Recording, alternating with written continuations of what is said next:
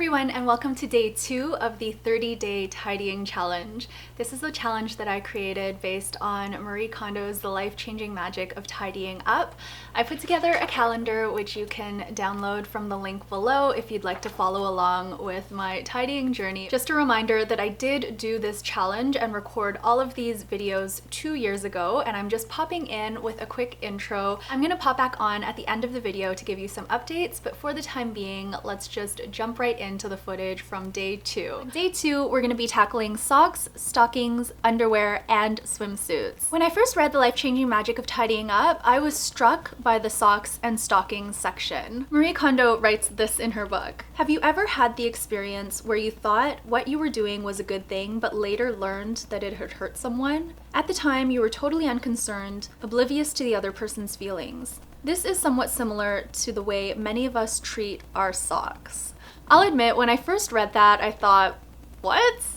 What is this all about? She goes on to say, never ever tie up your stockings, never ever ball up your socks. Marie Kondo believes that storing your socks this way is cruel. You're not paying enough respect to these articles of clothing that help to protect one of the most important parts of your body, your feet. The more I thought about this, the more this resonated with me.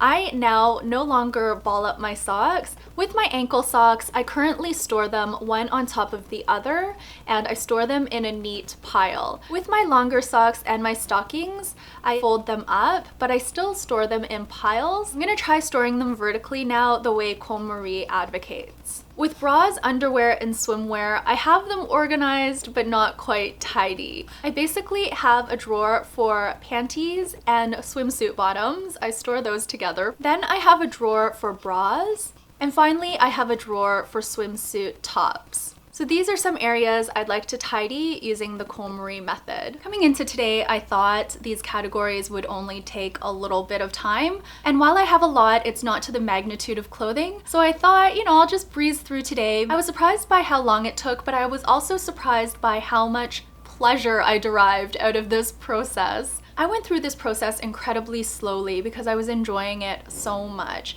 I didn't rush, I didn't think about it too much, I didn't have any distraction.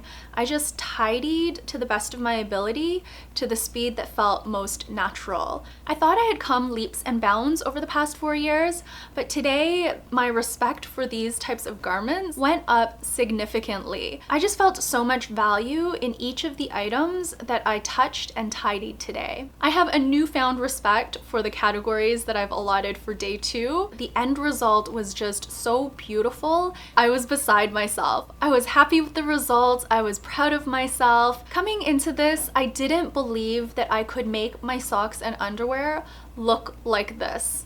My bra drawer was probably the tidiest out of everything, but I laid them out more vertically and they just look stunning now. I only use a few of my most functional bras, but I can also see the pretty ones now, and that just makes me really happy. My underwear drawer was a huge mess before. I would just throw clean underwear in there and not even bother to fold them. But now my underwear drawer looks amazing. My swimsuit drawer was another one that I would just throw stuff in. I wouldn't bother to really fold or organize. I have a lot of cute bralettes that I always forget about because I can't see them.